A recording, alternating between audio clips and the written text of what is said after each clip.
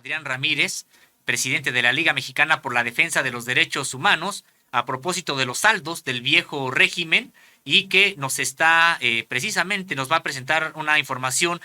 documentada por la LIMED en el que da cuenta de este modus operandi en el que está involucrado precisamente Genaro García Luna, y nos dice Adrián Ramírez, incluso la propia esposa de Genaro García Luna, en el sentido de que también viene de estas corporaciones y luego pues fue digamos que partícipe en los beneficios de haber pues actuado. En el caso de Genaro García Luna, pues probablemente bajo la égide de la delincuencia organizada. Pues damos la bienvenida a Adrián Ramírez. Muy buenos días, Adrián Ramírez. Gracias por estar en este espacio, Saldos del Viejo Régimen, que hoy todavía seguimos padeciendo. Hola, ¿qué tal? Buenas tardes, Miguel. Gusto de saludarte. José Sósimo, pues también un reconocimiento a todo el esfuerzo que ha hecho Nancy para estarnos dando el pulso, no solamente de lo que está pasando en términos estrictos jurídicos, sino también del pulso de las emociones, de las sensaciones que allá se están dando en este juicio. Creo que es muy importante en esta ocasión hablar nosotros de las concatenaciones que existen en todo este punto, porque si el pueblo no es garante de sus propios derechos, entonces la verdad histórica será una simulación y ocultará y será ocultada por esa verdad jurídica. Necesitamos que verdad jurídica y verdad histórica sean sinónimos, así como también deseamos que algún día alcancemos que seguridad y justicia y legalidad sean dos cosas sinónimas. Aquí, ante esta posibilidad de un maxi proceso, primero tenemos que considerar un elemento donde la Fiscalía General de la República tiene la obligación también, de acuerdo a su mandato de ley, a colaborar con las instancias internacionales en la persecución de los delitos, máxime cuando se trata de una situación tan grave como en nuestro país. Ya hemos visto que hay un desfile probatorio con testimonios, con información, pero también hay mucha información que en los juzgados mexicanos se han estado llevando a cabo y que no han sido proporcionados o al menos no han sido mencionados en este juicio. Por ejemplo, el testimonio de Herrera Valle, donde él habla de que él denunció directamente a Genaro García Luna, los posicionamientos que hizo el diputado Fernández Noroña, Laida Sansores, que aportaron pruebas, y había una serie de denuncias de mandos que se oponían a esta política que iba desarrollando Genaro García Luna y ese cártel incompleto que le llamaron cártel de Genaro García Luna. También hay que tomar en cuenta que hay miles de personas que fueron víctimas de tortura, de delitos fabricados, en los que con este contubernio para elaborar los montajes mediáticos permitieron hacer un fraude judicial de cara a la nación, donde se linchó a personas y demás. Creo que también este grupo de Genaro García Luna debe ser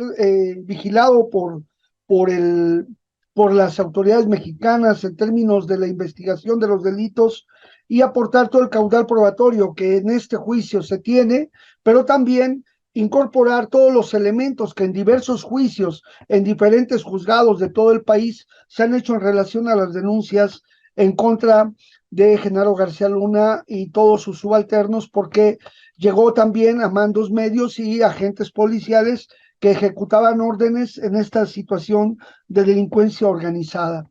Le tienen que pedir disculpas también a una gran cantidad de empresarios y dueños de medios de comunicación que fueron utilizados y secuestrados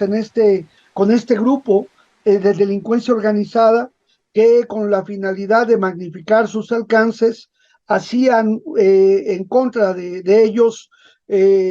secuestros que le llevaban de alto impacto para contundir a la sociedad y justificar sus acciones, y además salir como paladines de la justicia aparentando que investigaban y actuaban.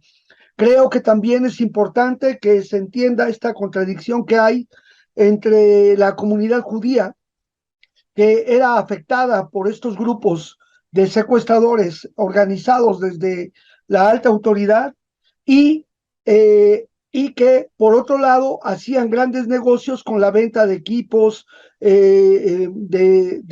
software sofisticado para espionaje, de vehículos, en fin, este gran beneficio que se dio en nuestro país por esta situación. Y aquí vemos cómo el sionismo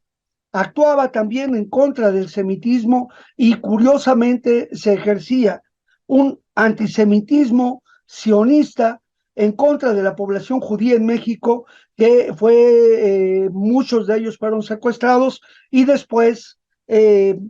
ayudaban, por otro lado, estas empresas a actuar en contra de la población y del país con grandes negocios que hicieron a la par de este combate contra la delincuencia. También existe la prueba, y ya lo hemos mencionado, del canal de YouTube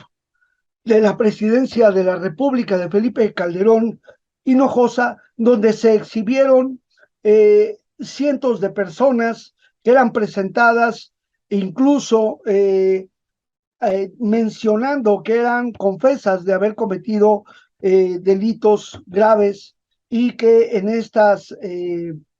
estos montajes mediáticos aparecieron desde el propio canal de la Presidencia de la República, en el que no se puede excusar Felipe Calderón, ni Peña Nieto, ni Vicente Fox de la responsabilidad que ellos tuvieron. Creo que también la propia Fiscalía General de la República podría, a manera de amicus curiae, enviar información que hubiera sido muy importante y aportar esos elementos de prueba, y por lo tanto parece que es muy importante que la presidencia de la República y el gobierno de México valore cuál ha sido el papel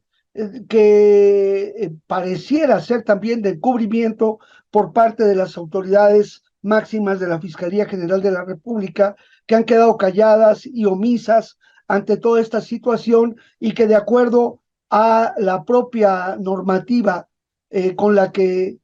se rige la, la Fiscalía General de la República con su nueva ley del 20 de mayo del 2021, en su artículo número 10, en las facultades de la Fiscalía, establece desarrollar los mecanismos necesarios de comunicación y colaboración con agencias de Policía Internacional para la investigación de hechos que la ley señala como delitos conforme a lo previsto en la Constitución y los tratados internacionales. Este papel es muy importante y hay que tomarlo en cuenta, porque ante el riesgo de impunidad podemos estar en una situación grave, porque no dejaremos de quitar el dedo del renglón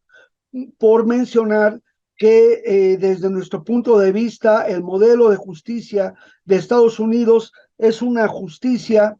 que raya en lo que sería la corrupción legalizada, porque imagínense lo que vivimos nosotros en nuestro país, que hay personas que pasan 20, 30, 40 años en prisión, y ellos, estos que organizaron la delincuencia, que hicieron graves daños al propio pueblo de Estados Unidos, de México y otros países,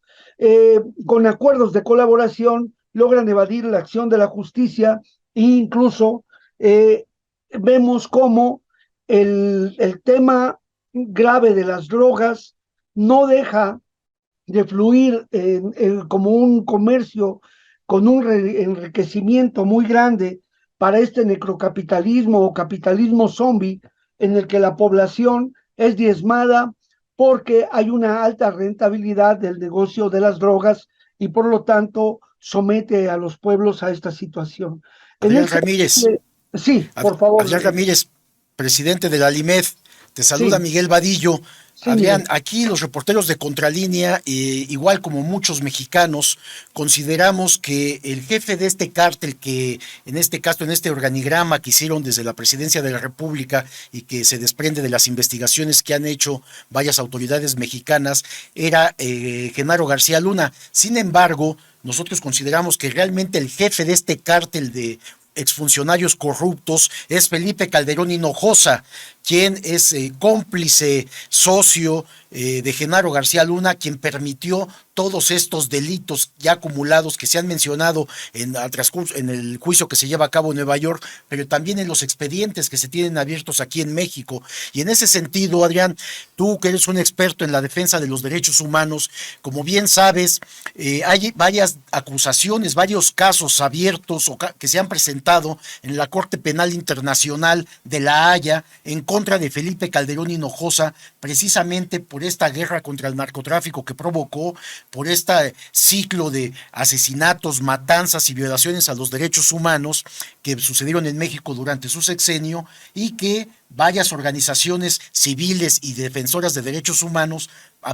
presentaron estas denuncias en la Corte Penal Internacional de La Haya, denuncias que nosotros les hemos dado seguimiento y hemos buscado por todas las vías para ver en qué momento se encuentran, y hablamos de denuncias que se presentaron desde el propio gobierno, cuando todavía estaba en la presidencia de la República Felipe Calderón. Estamos hablando ya de más de 10 años, y bueno, ¿qué puedes comentarnos de estos casos que están presentados en la Corte Penal Internacional por violación a derechos humanos, delitos de lesa humanidad?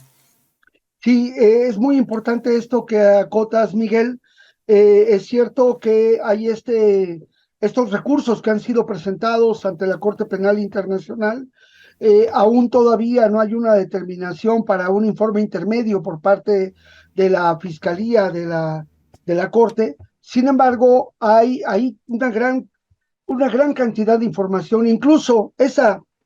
misma información pudo haber sido presentada en este proceso contra Genaro García Luna, pero también debe ser atraída hacia la justicia interna para que la fiscalía se allegue de todos esos elementos y que se pueda definir que no fue solamente Genaro García Luna, sino que está todo el personal de la DEA, de la CIA, de las agencias de Estados Unidos, que se encargó primero hasta de encumbrarlo a él, de hacerle una imagen, de darle un prestigio y permitirle hacer grandes negocios al amparo de esa luz que le daban como un elemento muy importante. No perdamos de vista que Osama Bin Laden en su momento fue parte de estos grupos que apoyaba a Estados Unidos y que otros elementos como ISIS, como estos hermanos al rescate de Cuba, estos mercenarios en Colombia y tanta gente que ha hecho tanto daño, fueron organizados y preparados como los Irán Contras en Nicaragua para actuar en favor de los intereses de Estados Unidos. Sin embargo, esto queda fuera del proceso porque, insisto, Estados Unidos dosifica los procedimientos y actúa con una política de doble rasero. Pero si no perdamos de vista eso que mencionas, muy importante, pero hay que mencionar que no fue solamente Genaro García Luna, viene eso desde el propio Salinas de Gortari, Cedillo, Calderón, Peña Nieto, claro, por supuesto también Vicente Fox Quesada, porque insistimos en el concepto que cuesta trabajo acuñar, pero que es muy importante que quede claro que México se convirtió en un narcoestado policíaco militar, donde gobernadores, presidentes, secretarios de Estado, fiscales, presidentes municipales, directores de seguridad pública y medios de comunicación participaron en este gran negocio de saqueo, expoliación, tortura, corrupción y, y, este, y de miseria y muerte para nuestro país y para muchos países en el mundo. Entonces, es importante recordar eso y también no perdamos de vista que en Estados Unidos, por ejemplo, hay 120 presos políticos que están clamando por su libertad y que no tienen ningún beneficio, no tuvieron la oportunidad de juicios justos, incluso podrían ya estar en libertad y están en condiciones infrahumanas que violentan los derechos humanos y constituyen actos de tortura aunque sean acciones lícitas por parte del imperio. Así que hay que estar muy atentos y creo que el trabajo sistemático que está haciendo Contralínea, aportando periodismo de investigación y pruebas duras y contundentes, puede contribuir a que la población en su conjunto, como garante de los derechos, no permita que estos casos queden en el olvido o en la impunidad. Ahora, es muy importante mencionar y respetamos mucho lo que viven las familias de aquellas personas que han caído en delitos, pero hay que considerar que hoy la esposa de Genaro García Luna no va como una madre o como una esposa que pues está ajena a todos estos hechos. Su comparecencia fue a legitimar y a defender eso que ellos hicieron como ganancias mal habidas y otras ganancias que eran completamente comprobables por los cargos y encargos que tenían, pero nunca podrían demostrar por qué llegaron a amasar una fortuna de casi 15,000 millones de pesos, al menos la parte conocida, y el lujo con el que viven, y tratar de engañar a la población con ese modelo austero en el que han comparecido durante el juicio. Es muy lamentable esto porque nosotros vemos una gran cantidad de mujeres que están en prisión en nuestro país que por el simple hecho de que sus esposos o sus novios o sus hermanos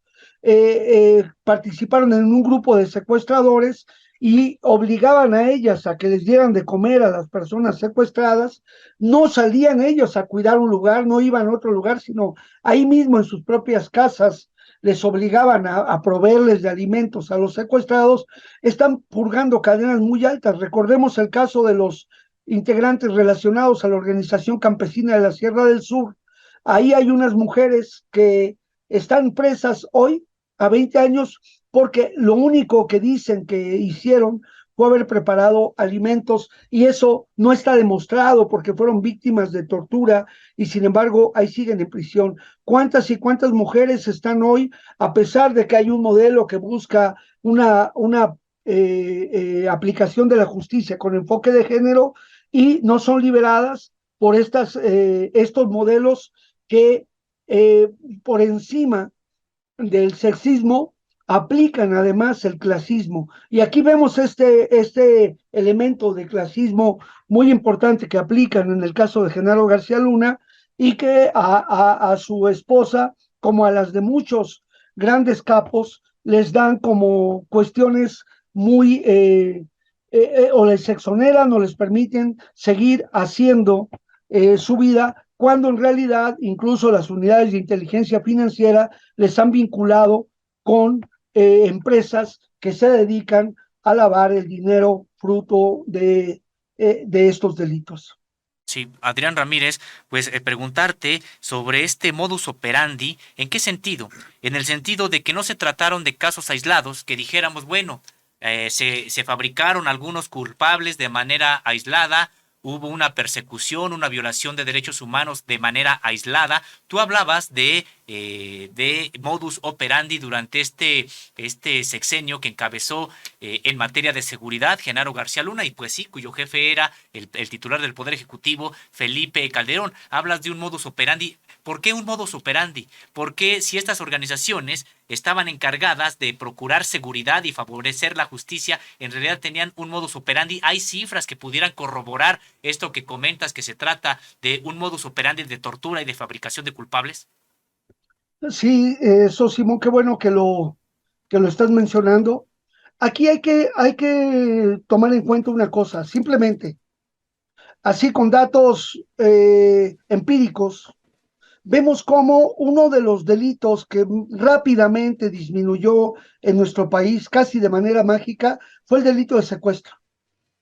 No el homicidio, no otros, etcétera. El secuestro fue el delito que más bajó y que sigue bajando en la administración de Andrés Manuel López Obrador.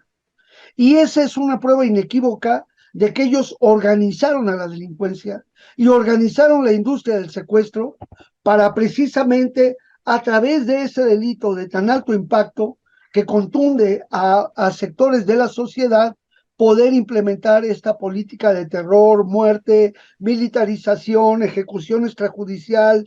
tortura, arraigo, que es una detención arbitraria legalizada, que aunque se está usando menos,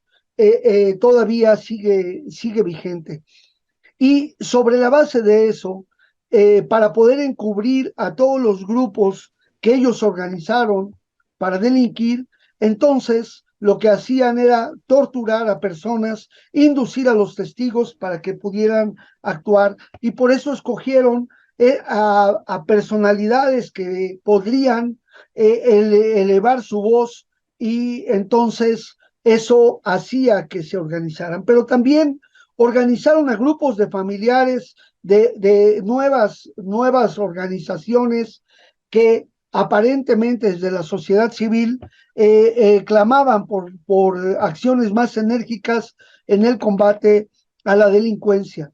También de la misma manera lograron que la Comisión Nacional de los Derechos Humanos se convirtiera en un órgano cómplice en el que se encubrieran todas las violaciones a derechos humanos, y vemos cómo ahora la nueva administración de la Comisión Nacional, encabezada por Rosario Piedra Ibarra,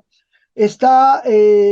reabriendo todos esos casos en los que se determinó que no había habido tortura, en aquellos casos que se les negó la justicia, y que ahí está esa necesidad de revisar. Y hay que tomar en cuenta que el consejo de la propia comisión estaba cooptado por este grupo que actuaba de esa manera. Y los medios de comunicación que hicieron grandes negocios con ellos, y que el engranaje del Estado, narcoestado policíaco militar, los vinculó a negocios de los centros penitenciarios, los vinculó al negocio de las ventas de equipos, e incluso al show mediático al que nos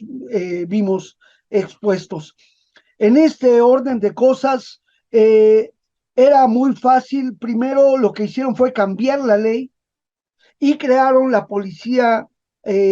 Federal Preventiva, o la Agencia Federal de Investigaciones,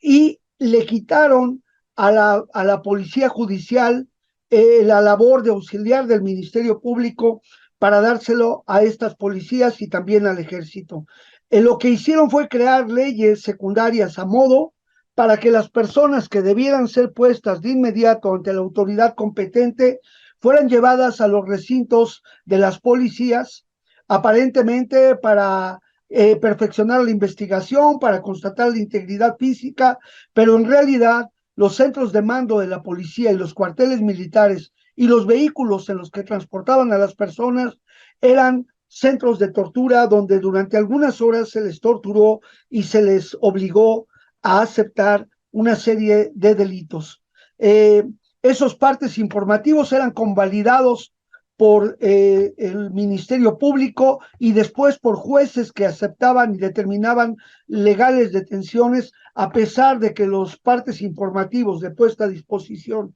o el informe policial homologado se veían grandes contradicciones. Las personas llegaban golpeadas, torturadas, en muchos de los casos decían que había habido accidentes, o que ya cuando ellos llegaron ellos se encontraban golpeados, o incluso las lesiones eran minimizadas. Los peritos de las fiscalías y de la Procuraduría General de la República negaban las lesiones evidentes, pero muchos de los tratos que recibían las personas no